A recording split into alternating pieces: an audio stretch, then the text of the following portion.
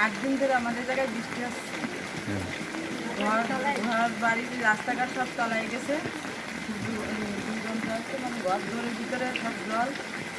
প্রচুর পরিমাণ অসুবিধা হচ্ছে, স্কুলের ভিতরে পানি ভর্তি, এরকম রাস্তাঘাটে সারা বাড়ি জল ভর্তি। রাস্তাগুলো ঠিক করা উচিত। 8 দিনের বর্ষা এবং ঘর দুয়ার সব তলায় গেছে, রাস্তাঘাটে জল টল সব খুব অসহায় আছি আমরা।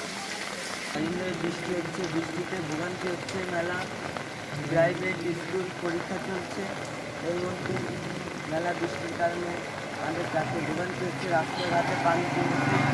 এই 8 দিন ধরে বৃষ্টি হচ্ছে, চারিদিক হাট বাজার রাস্তাঘাট সব তলিয়ে গেছে, শালতলার এই জায়গা পানি উঠে গেছে এবং আমাদের গ্রাম সুলতানপুরে অনেকের সরকারি খাল রেকর্ডের খাল দখল করে ঘের বেড়ি করতেছে, পানি সরাচ্ছে না, এই জন্য অনেক জায়গা তলিয়ে গেছে এবং গ্রামে কোথাও বেরোনোর কায়দা নেই, চারিদিকে শুধু পানি আর পানি এবং বৃষ্টি।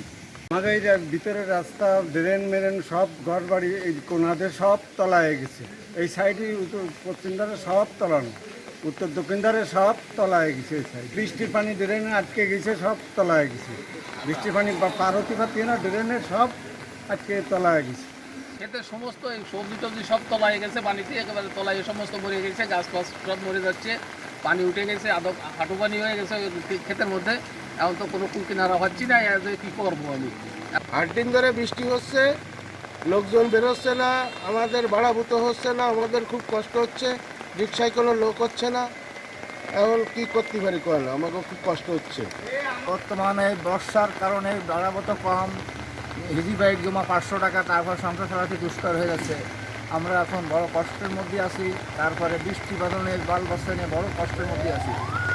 আজকে 8-9 দিন ধরে বৃষ্টি হচ্ছে, শহরের কোনো ভাড়া বর্তন নয়, ছেলেমেয়ে নিয়ে বহুত কষ্টে আছে, সারা রাস্তাঘাটে পানি, ড্রেনে ময়লায় পড়ে পানি সরতে পারতেছে না, খুব কষ্টের ভিতরে দিন যাপন করতেছি।